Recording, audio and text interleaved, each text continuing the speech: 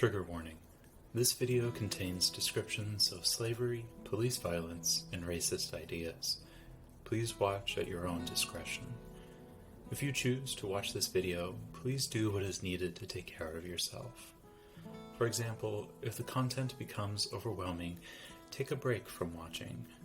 After viewing this video, it may be helpful to engage in a mindfulness exercise. A suggested mindful practice can be found in the description for this video. Hello everyone, and welcome back to the video series, The White Lie.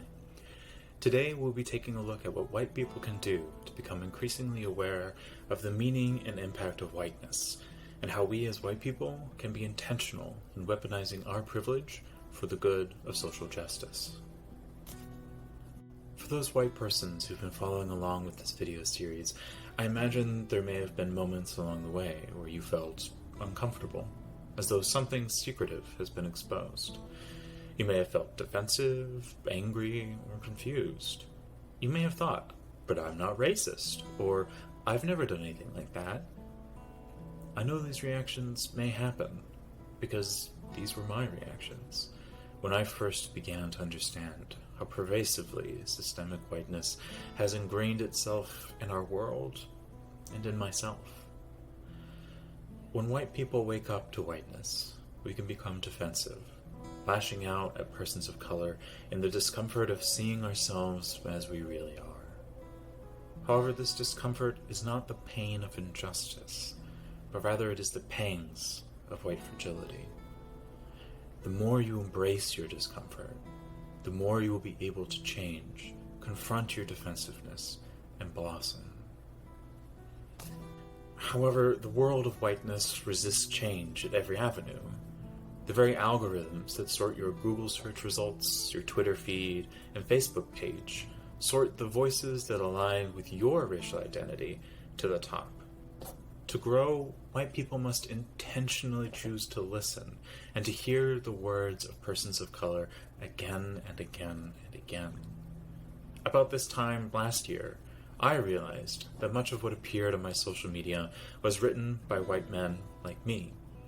I had to intentionally choose to follow black and brown voices, to soak my environment in their words, rather than the echoes of what I'd heard 100 times before from other white folks.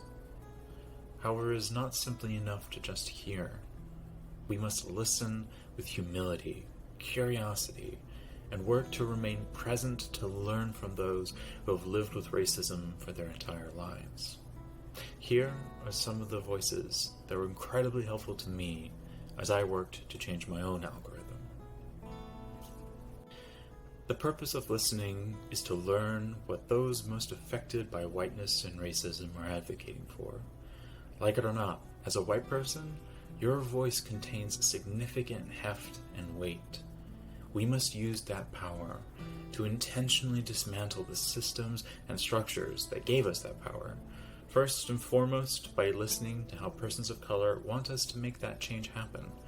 In other words, letting them tell us, not the other way around. This means believing non-white people when they say a policy is not working, to pay attention and to follow their leadership with eagerness. At the end of the day, racism is our responsibility, and it is our job as white people to hold other white people accountable. When you see your friends or your family or your coworkers engaging with racist stereotypes or disparaging persons of color, our mutual whiteness allows us to remain silent without consequence. However, it is our responsibility to enact change in our own communities. The greatest privilege whiteness affords to us is the ability to turn blindly away and not see what others must live. Therefore, the most necessary change is to choose daily to see, notice, and believe the experiences and words of persons of color. When we are told that we have missed something or acted harmfully due to our numerous blind spots, we must first believe what we are told and then respond with renewed commitment and humility. We know that whiteness hides like a needle in a haystack. To be found, it must be carefully examined again and again and again.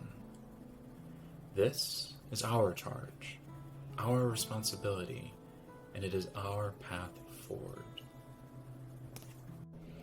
I know that it is hard to know where to begin in this journey of discovery. As such, the final video in this series is going to be completely dedicated to providing detailed resources for that path ahead. I also want to make use of this final video to reflect on my own experience creating these videos and changing my own identity as a white, male-identified person. Thank you again for watching this series and following along. I'm looking forward to ending this mini-series with you all in 2 weeks' time. Goodbye for now.